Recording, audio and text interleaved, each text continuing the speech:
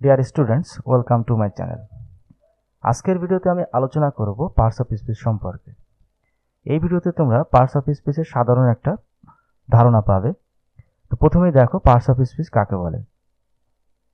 সেন্টেন্সে ব্যবহৃত প্রত্যেকটি অর্থবোধক শব্দকে পার্টস অফ স্পিচ বলে। অর্থাৎ একটা সেন্টেন্সের ভিতর যে শব্দগুলো আমরা ব্যবহার করি, এই শব্দগুলো যদি অর্থ প্রকাশ করে তাহলে সেটা পার্টস অফ স্পিচ। যেমন Raju saw me in our class অথবা in our school। এই যে সেন্টেন্সে প্রত্যেকটা ওয়ার্ড এক একটি পার্টস অফ স্পিচ। যেমন রাজু, তারপর স, এরপরে মি, ইন, আওয়ার, স্কুল। এই পুরো একটা সেন্টেন্সের ভিতর যে শব্দগুলো ব্যবহার করা হয়েছে বা যে ওয়ার্ডগুলো ব্যবহার করা হয়েছে, এই প্রত্যেকটিকে পার্টস অফ স্পিচ বলা হয়। এখন এই পার্টস অফ স্পিচ কত প্রকার একটু দেখো। পার্টস অফ স্পিচ 8 প্রকার। প্রথমে নাউন। নাউন চেনার বা নাউন কিভাবে চিনতে পারবে? সাধারণত ব্যক্তি, বস্তু, স্থান ও গুণের নাম প্রকাশ পাবে।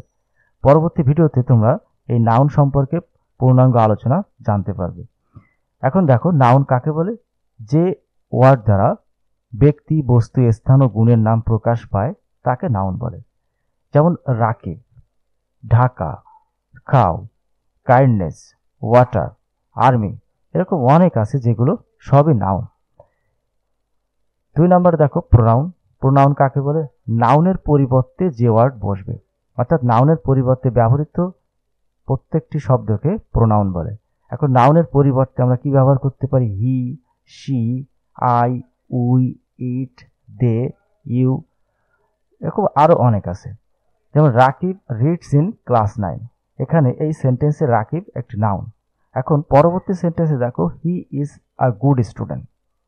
এখানে রাকিব দ্বিতীয়বার ইউজ না করে আমরা তার পরিবর্তে একটা প্রোনাউন ইউজ করেছি হি।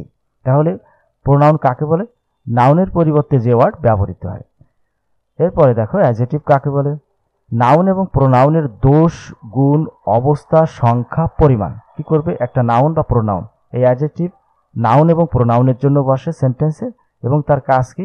সেই নাউন বা প্রোনাউনের দোষ বা গুণ বা অবস্থা বা সংখ্যা বা পরিমাণ, অর্থাৎ ওই নাউন বা প্রোনাউন সম্পর্কে মডিফাই করাই এই অ্যাডজেক্টিভের কাজ। যেমন honest, good, many, two, bad, এরকম অনেক অ্যাডজেক্টিভ আছে। সেন্টেন্স একটু দেখে নাও। He is a very honest man. এখানে he is a very honest man, এই ব্যক্তি খুবই সৎ, অর্থাৎ সে একজন সৎ লোক। এখানে যে নাউন আছে ম্যান, এই ম্যানের আগে একটা অ্যাডজেক্টিভ ব্যবহার করা হয়েছে, অর্থাৎ মানুষটি কেমন?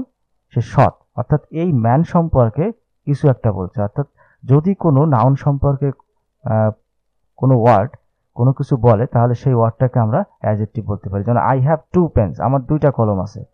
এই 2টা কলম আছে, এই 2টা, এখানে 2 অ্যাডজেক্টিভ হিসেবে ব্যবহার করা হয়েছে। শি হ্যাজ মেনি বুকস, তার অনেক বই আছে, অর্থাৎ বই সম্পর্কে এই মেনি মডিফাই করছে, অর্থাৎ শি হ্যাজ মেনি বুকস, এখানে মেনি একটা অ্যাডজেক্টিভ।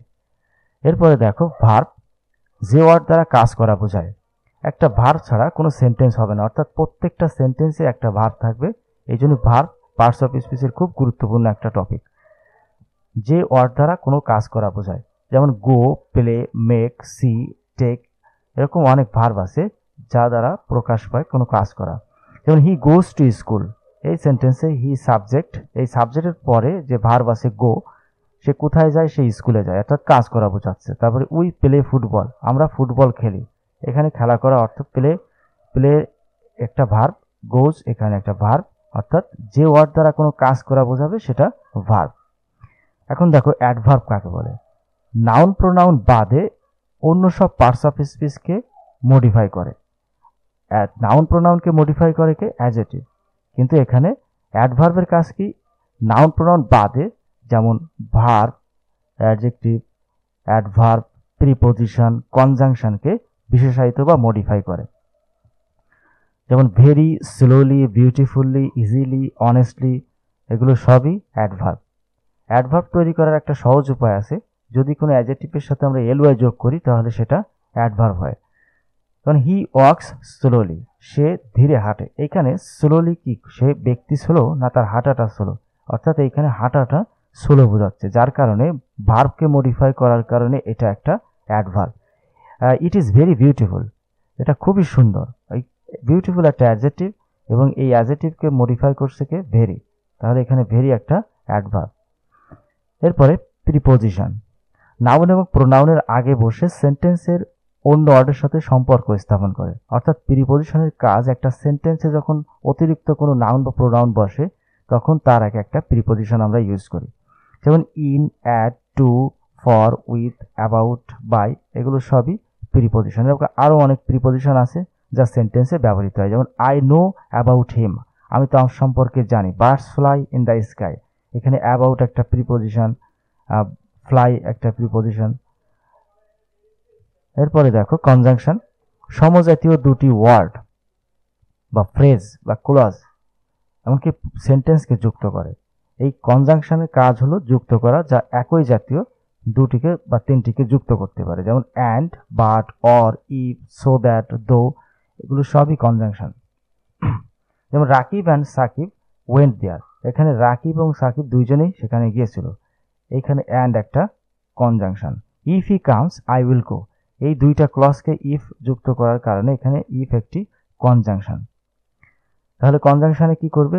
সমজাতীয় দুটি ওয়ার্ড, ফ্রেজ বা ক্লজকে যুক্ত করে। সর্বশেষ দেখো ইন্টারজেকশন, যেসব ওয়ার্ড বিস্ময় প্রকাশ করার জন্য ব্যবহৃত হয়, যেমন ও, আর, এলাস, হুররে, এরকম কিছু ইন্টারজেকশন আছে যারা সেন্টেন্সের শুরুতে ব্যবহৃত হয়। যেমন hurray, we have won the game. আশা করি এই ভিডিও থেকে তোমরা পার্টস অফ স্পিচের সাধারণ একটা ধারণা পেয়েছো। পরবর্তীতে এগুলোর পূর্ণাঙ্গ আলোচনা করা হবে। ধন্যবাদ সবাইকে।